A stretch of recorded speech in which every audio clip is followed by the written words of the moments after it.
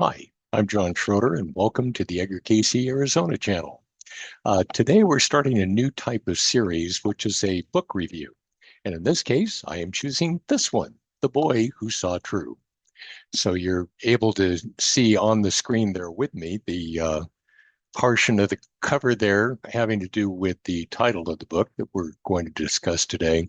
The author is anonymous, and the reason being is that the person depicted in the picture there is approximately 10, 12 years old and grew up and lived his entire life being psychic, very clairvoyant. He had a number of different skills, able to see auras, and was a medium to be able to see over to the other side and even tap into the previous memories of people that he was conversing with.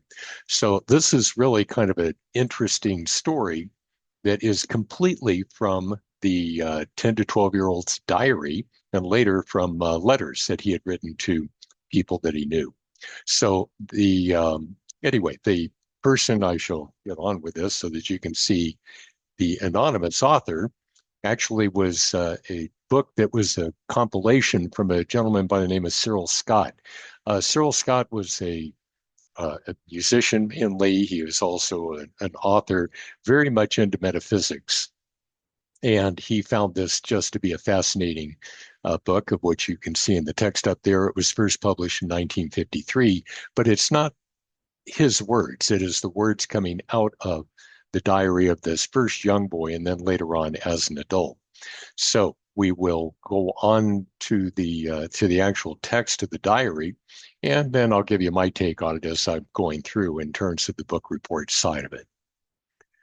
First of all, you see the book cover there in on the left side, and starting in around 1985, the young boy started to keep a diary, and you can tell it's accurate because they still have all the typos and misspellings and things that a 10-year-old or 12-year-old would have in that period of time. So, but hints in his writing are what lead me to say that that was his approximate age of the diary that he was keeping in that period of time. And in the first several pages, he is just seems like a normal boy. His personality is kind of withdrawn. He's frail. He's not physically that strong, and he's also kind of fragile as far as he really hates it when he's in trouble or he's having trouble. People don't like him or whatever the case may be. So he's pretty much a loner, and in fact, he's raised for much of his young life as a tutor or by a tutor, and his parents leave much of his care to them. So, in the first real mention that we get of his psychic abilities has to do with the woman depicted in the picture. Now, mind you, the pictures that you're seeing from here on are largely from artificial intelligence. So I type in a description of what I'm trying to get a picture of, and then it just creates it from scratch. So what you're seeing here is what the boy described, that there was a woman in church that when she was in church, she was so spiritually uplifted that her aura just became gorgeous, beautiful, as she sat in the pews. And so he was able to see auras, and those he called them colors, in order to be able to identify it. And he had no idea that not everybody could see them. And so when he mentioned this to his parents, the parents said, "Oh my gosh, maybe we need to get his eyes checked by a doctor, or maybe it's worse and he's crazy, whatever it may be." The problem is that process with his parents, if they ever heard him speak of metaphysical things, was definitely a problem. They never did buy into it, and they did not encourage it, and they were either thinking it was medical or mental as far as why he was able to do the things that he did. This is the first date that we really have in the diary. You can see it was October 8th, 1988, or I'm sorry, 85. And this was the date where he first encountered his deceased grandfather.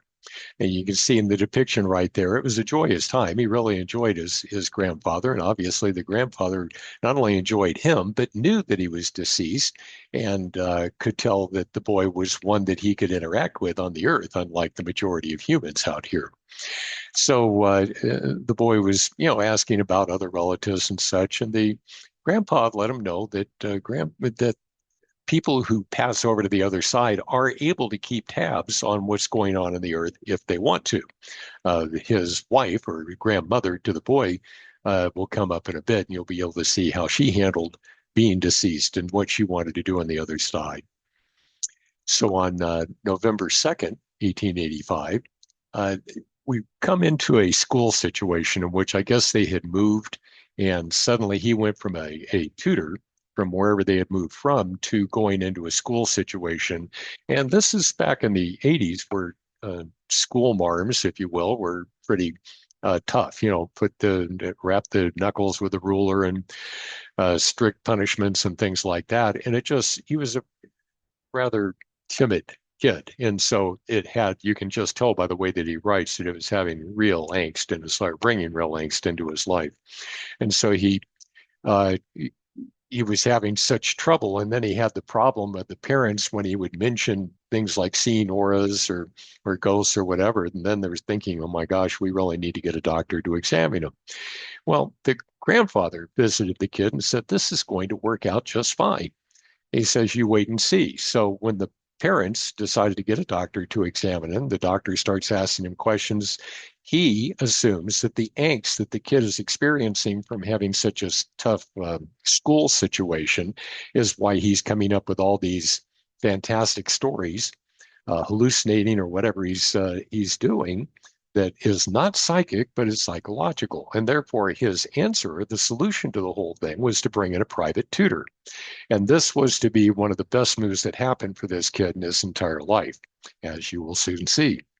Moving on then to the following year, on February 18th of the following year, the tutor, who the book calls Mr. P, that keeps his name anonymous as well, he was the first one to really learn of and encourage this young boy's psychic abilities. And the reason that it came up is the boy seemed to be just distracted by looking out the window when the tutor is trying to teach him something. And he goes, what are you looking at? And he goes, well, the tree gnome over there. He's, I'm just watching him playing around and having a good time. And Mr. P was fascinated and already a believer in the afterlife. And this began their, not only their friendship, a great exploration of all things metaphysical from that point on. So it was the first time that the boy had a human adult that was willing to encourage his abilities. And you can see where it went from there as we go on. Also on that same day, in terms of trying to confirm his abilities to the tutor, the boy was able to tune in to some of the tutor's memories, and he started to describe the details of a woman that the tutor almost married, that he had met on a cruise ship. And then the boy said, things seemed to cool after they got off of the cruise ship and they never did get married. And then as he was relating all this, a deceased friend of the tutor, of Mr. P's, made a quick appearance. He didn't say anything, but he just sat there and he looked rather jovial. And the young boy was able to describe this man's friend to a T. And Mr. P knew that the boy had never met this man. So for him to be able to describe him like that really convinced him that this boy was the real deal. Going on a couple of months into April of '86, this is the first encounter. And the boy thought that he was encountering Jesus because at first, the first couple of times they encountered this soul who he wasn't Jesus, but he automatically assumed it, and there wasn't really that much of a conversation between them to work it out. But you're going to find out later on that this is what was called a member of the White Brotherhood, a soul that is probably a perfect soul and not needing to incarnate into the earth, and works as a guide with other people that are in their earthly incarnations to help them through, as he has not only done with the boy now, but over several incarnations he has worked with him. And he just at that time, he knows that there's an acclimation process for the boy to be able to relate and talk to him. Lets the boy know, without going into great detail, that he is going to reveal many truths to him in the days to come. So we move a couple of months on from there. Not that other entries didn't happen in the journal, but they were not entries that had to do with metaphysical concepts, and I'm focusing on those. So it was just, there were things that happened in his life that he talked about that had to do with family and friends and whatnot.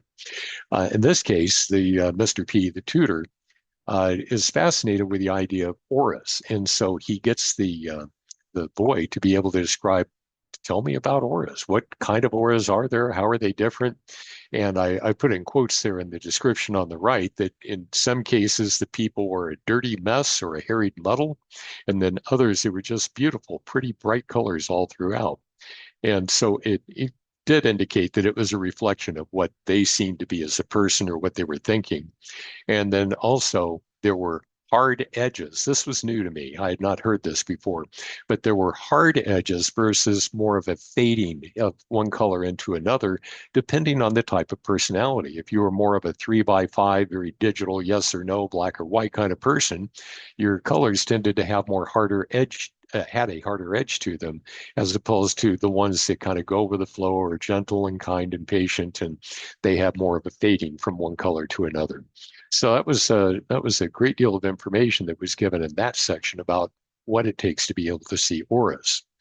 The other thing that would come up later on had to do with um, what would the progression of seeing auras. At first, you see when people are first starting to see it, they see an energy field kind of surrounding the person, and it looks as I could describe it and understand it. If you're driving on a long highway and it's a hot summer day and you can see the heat waves coming up off of the pavement in the future, and just like that, heat waves. It kind of looks like that surrounding the body as an energy field. The next step is that color gets added into that energy field, usually just one or two colors at a time. But as you grow in the ability, then you get to see the greater complexity of the colors themselves. And from there, you are able to see breaks in the auric pattern. And the breaks are able to identify where there are physical ailments within the body, or the breaks can take place where at the location of the spiritual chakra, one or more chakras in the body, in which you are having trouble with the attitudes or emotions in working through those. You know, if you're really angry, maybe you have a problem with the auric, having breaks in the auric pattern around the adrenal glands and so forth. The highest level that I have encountered are people, and this boy was one of them, which is able to see symbols within the auric pattern that would be indications of what's going on in the astral realm that is soon to manifest in the physical world, and it would allow him to be able to be predictive in many cases of what was to come, just because he could see symbols in the auric pattern of what is being built in the mental plane.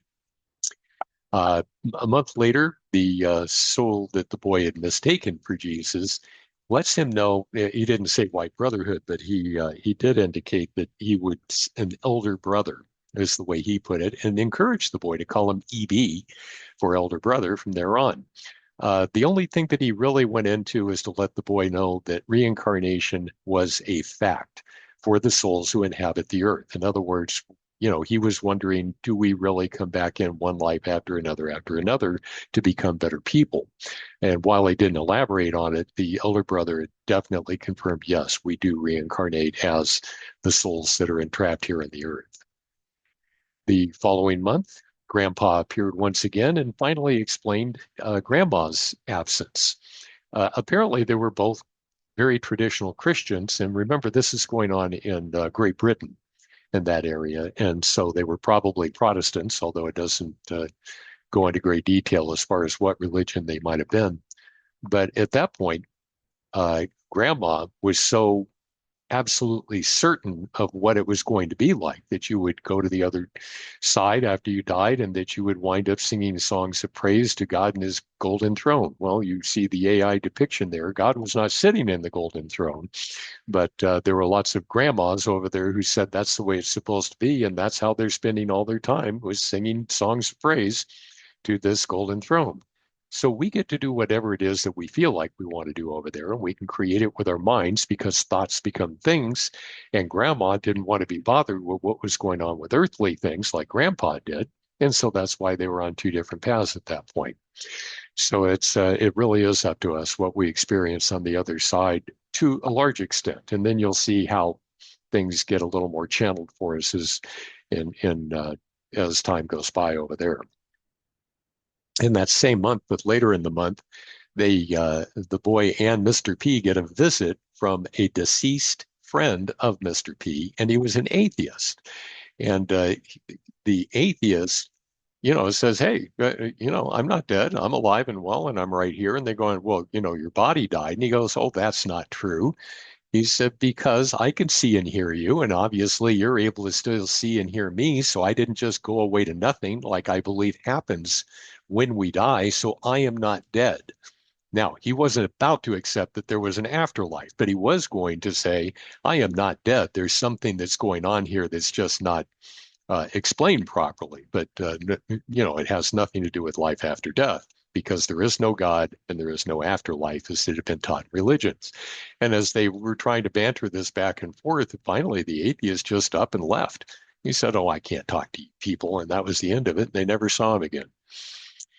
After just a few days, maybe a week or so later after that, Grandpa, when he was visiting his grandson, our boy hero here, he asked if the boy could see the deceased man that was often sitting in the kitchen. And the boy confirmed, "Yeah, I see him. He doesn't seem to bother anybody." And the grandpa confirmed that he was a previous owner of the house. It was you know, in Great Britain, in the more rural areas, you could have had houses that have been around for a few hundred years.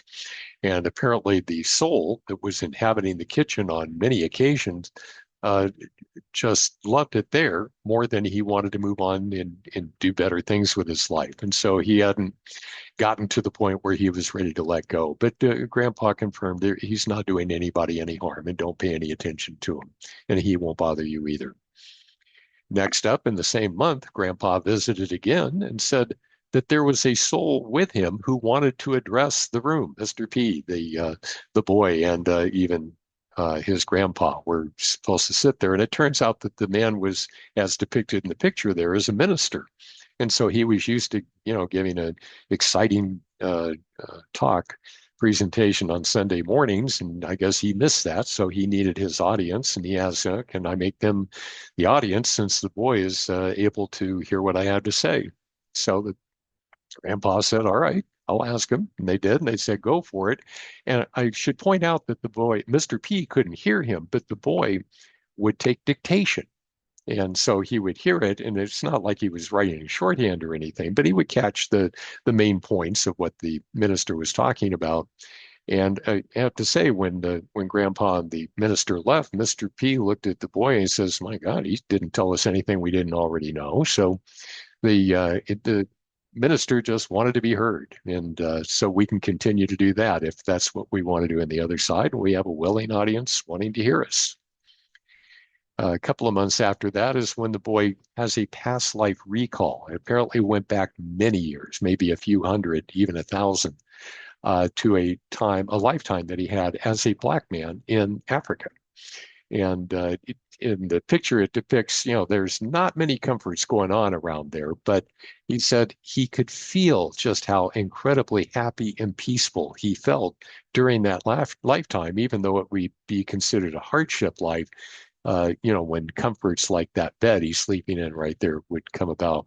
By the way, I'm showing it as if he's dreaming. I believe this probably, in reading it, he came through more like a vision than it was a dream that he remembered in the morning. Not that past lives don't come up in dreams or in past life recall situations, but that was definitely a vision, not a dream that the boy had had. So EB also confirmed that lifetime had indeed happened. And then he also was trying to let the boy know, "I am not Jesus, but I'm a guide that helps you through your earthly incarnations. And I've worked with you through a lot of earthly incarnations in order to be able to keep you on the right path." The following month, in 1886, EB visits again and explains why Grandpa doesn't believe in reincarnation, even though he seems to be open-minded and on the other side. Remember, he was still a traditional Christian, and what he was seeing were that he would see souls occasionally move on to a different plane. And when they do that, they just ascend or kind of translate or disappear from view. And Grandpa assumed that they were kind of in a way station, if you want to call it, maybe a purgatory or some kind of a temporary setup until they ascended to heaven. And that's where he felt that the people went from there. The souls went from there. The EB was letting him know, no, those souls are done with the way station process and they're moving on to a different realm or dimension in which they prepare to reincarnate. But since Grandpa never sees him leave that realm to go back onto Earth, he is still able to convince himself that there is no such thing as reincarnation, and he doesn't attract to him anybody that tells him that there is reincarnation that he pays any attention to in order to try to straighten that out. So be careful what you wish for. You may get it if you want to, keep staying in that limbo or way station or purgatory, whatever you want to call it, and waste more time there before you get back on Earth. That's our choice. We can definitely do that. Later on, just a couple of days later, EB is back, and he was talking about the concepts of both good and bad karma. So they're trying to say, isn't karma always bad? And he says, no, karma is reaping what we have sown. And if we have sown in the past good things, then we reap good things. And it's the suffering that we go through now that we can probably think that we have done something to bring that about in the past to be able to learn how to make better choices this time around. Then they asked him the question, and this one kind of made me smile because it reminded me of Casey. They asked him the question, so what does the soul need to do so that they don't reincarnate back into the earth at all? And EB disappeared. He just didn't answer the question, didn't do anything. It was just, we're done talking now. And Casey would do that when what spirit would consider to be an inappropriate question, or they would wind up having an answer that shouldn't be given, I guess I'll put it that way, Casey would respond with, we are through for the present, and that was the end of the reading. No matter where they were at that particular point in the reading, there could have still been more questions to ask, and he went ahead and stopped it in that way. So it was kind of similar whether you were working with EB or working with Edgar Casey. In the following month, EB shows up again, and he was explaining something that Casey describes this way, that the earth is a past condition of what's happening in the spirit or astral plane. The reason I put it in those terms is that it's letting you know that the mind is the builder and the physical is the result. So in doing that, it's indicating that you can predict the future just by tuning in to what's happening in the astral or the mental realms. So if you can key into that, then that's going to manifest in the physical. Where people wind up missing the mark when they make a prediction is because our free will always trumps whatever is going on up to that particular point. In other words, 9/11 is a good example. How many stories did you hear about people that were supposed to be at work that day and then wound up deciding to get a haircut, or their car wouldn't start, or whatever it wound up being that caused them to not be there to die in that tragedy. So it is possible to be able to have something get right up to the very edge and then not take place just because of the free will choices that we can make. So and EB made it clear that all of that is true, that yes, you can predict things, and yet the free will can change it all the way up to the last moment. It's a few months down the road when a major change happens for the family, and that is the boy's uncle, and that is the brother to the father, lived in London, was quite wealthy, and he passed away and left a rather nice, large mansion to his brother. And they wanted to relocate and go live in London and live in this mansion.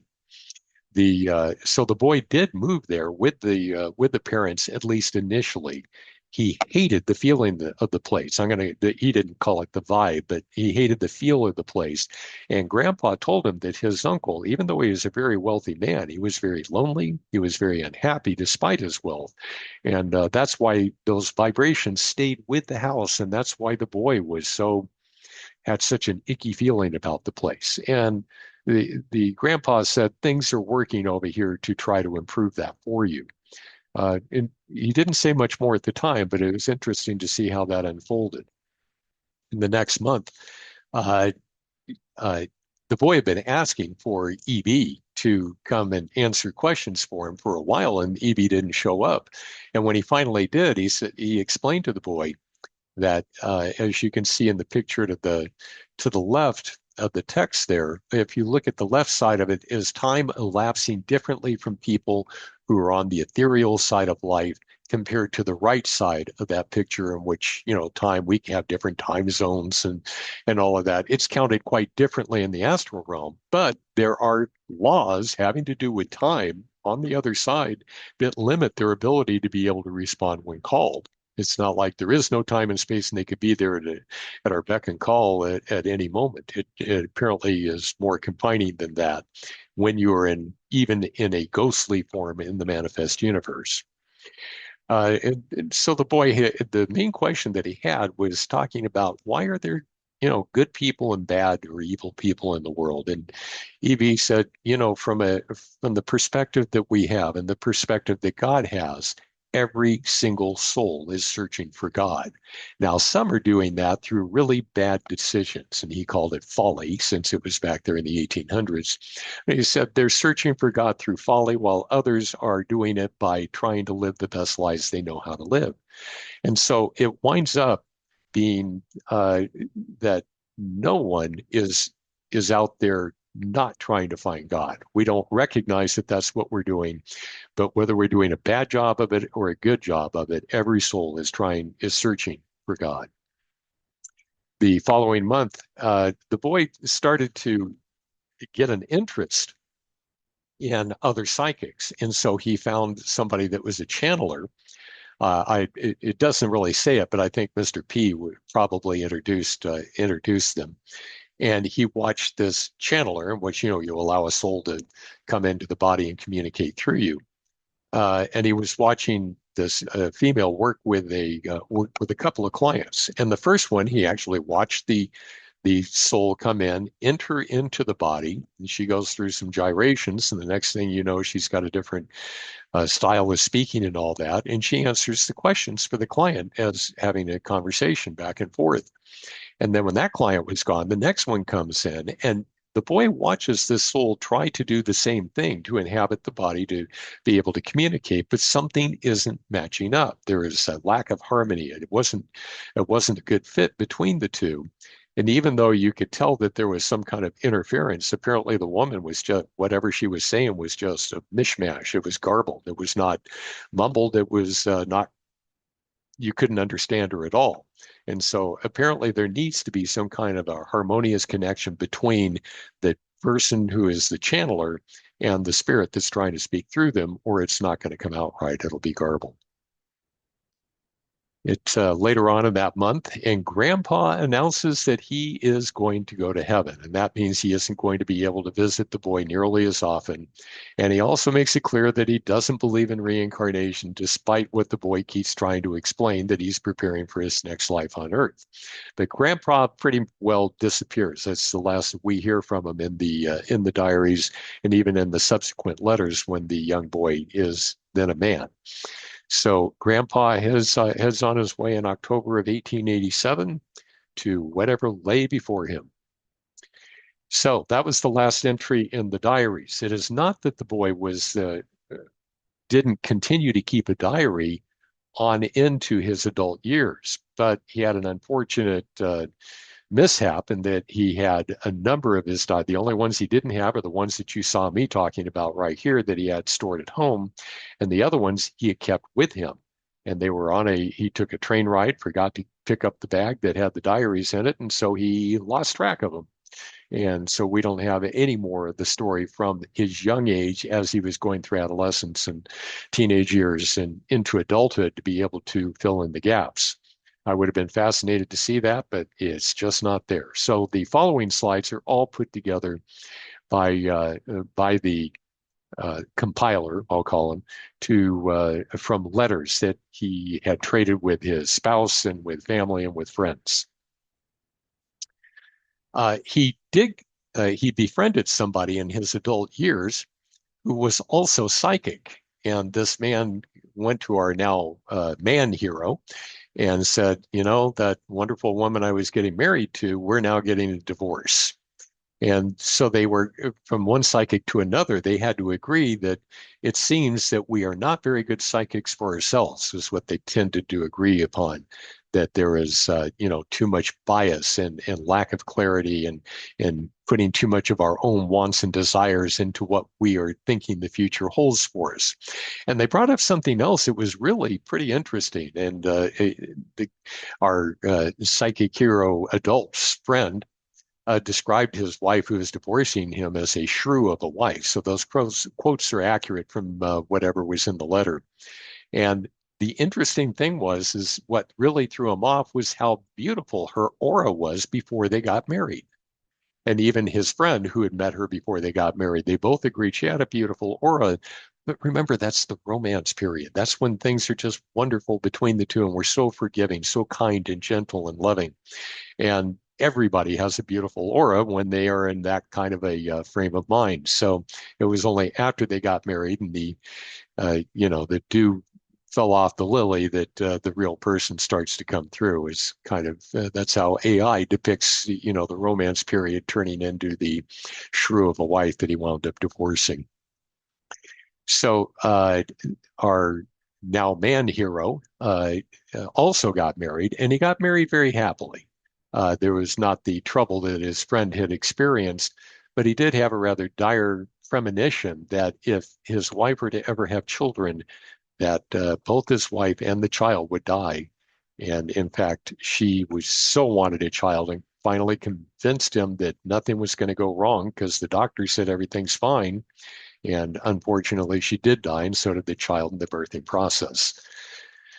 So the man, this is where EB steps back in. I'm sure he'd been talking with him all along, but our now male psychic hero, or man psychic hero, said, EB, why didn't you warn me that this is going to happen?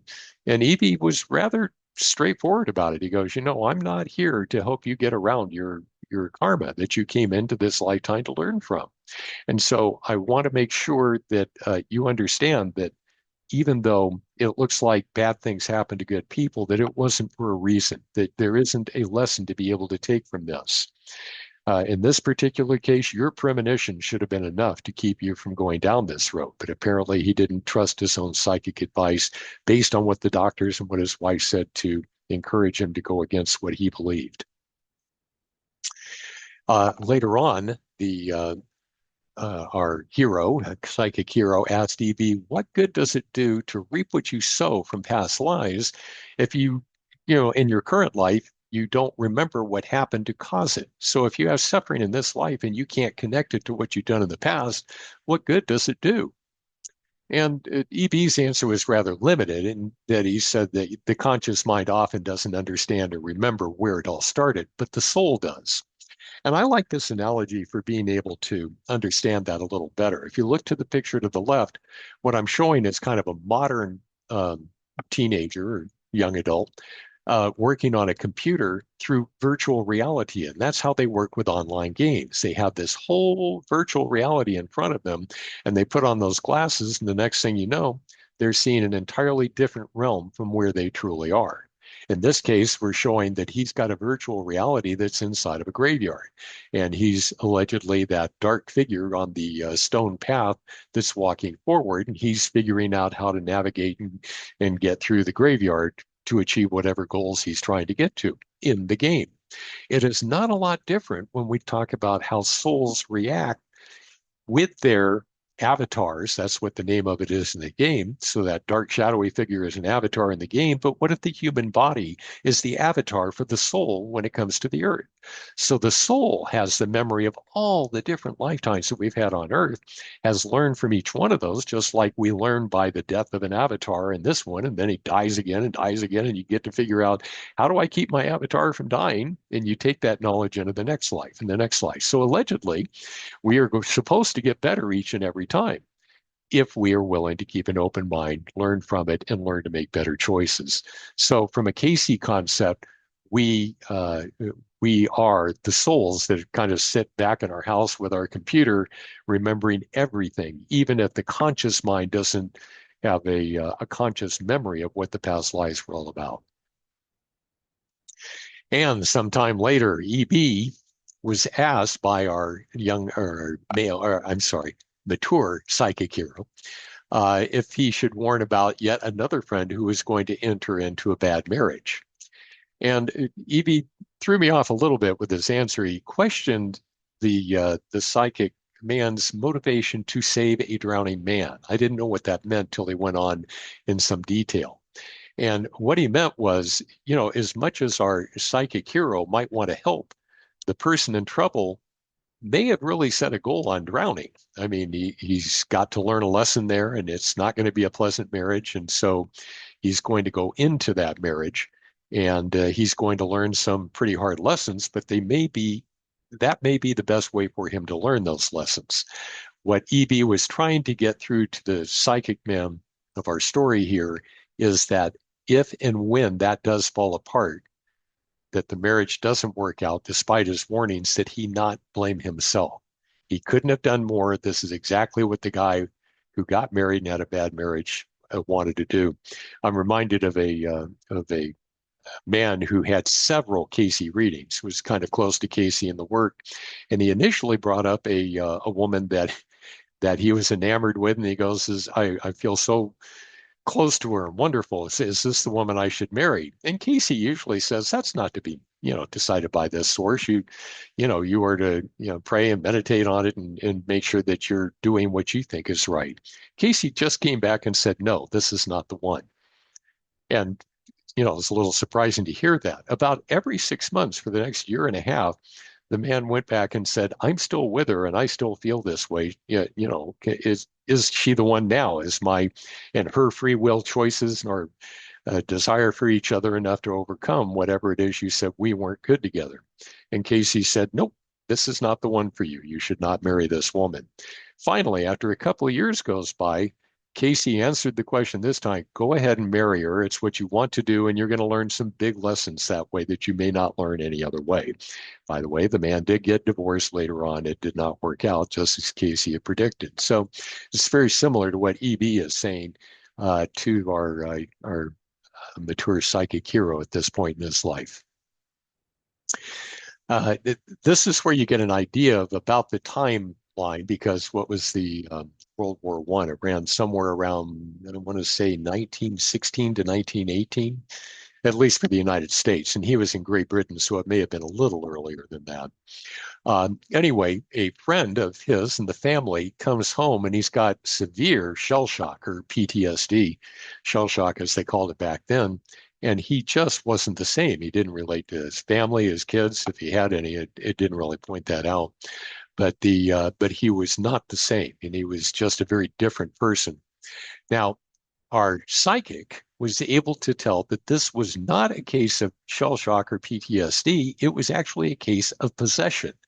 That during the real stress of battle, it was kind of like, the soul just says, this is too much, and he just goes on an out-of-body experience, leaving his body right there in a stressful time, and another soul jumped in there and takes over the body.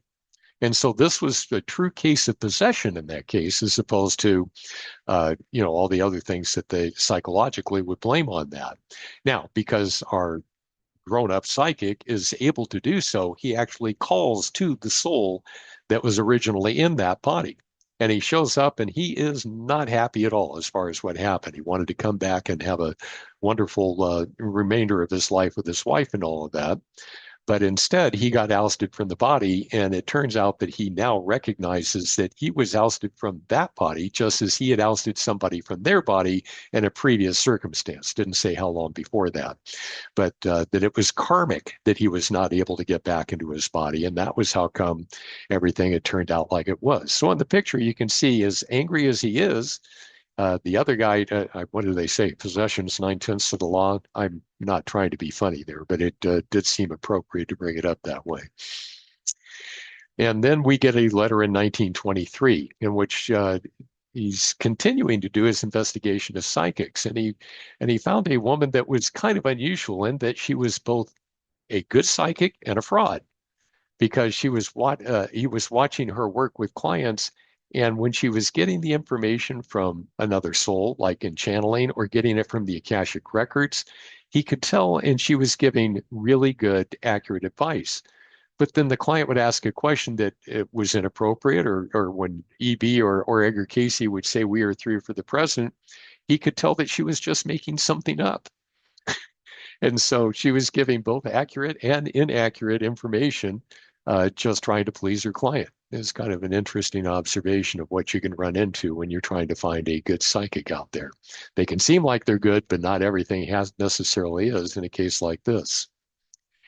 And then we have a letter in 1927. This is the last communication that the book ends with, and it's unfortunate because it's EB talking with him, talking with our grown psychic, and he is predicting another war because Earth itself and humanity upon it did not learn the lessons of World War I.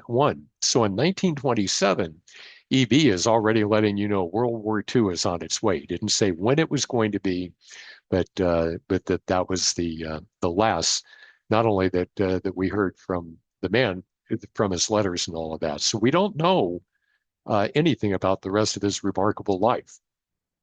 At least it wasn't put into the book by the author, because it might have been able to give us a clue as to find out who he was. So in order to remain anonymous, that was the last entry, predicting World War II, which indeed did come about.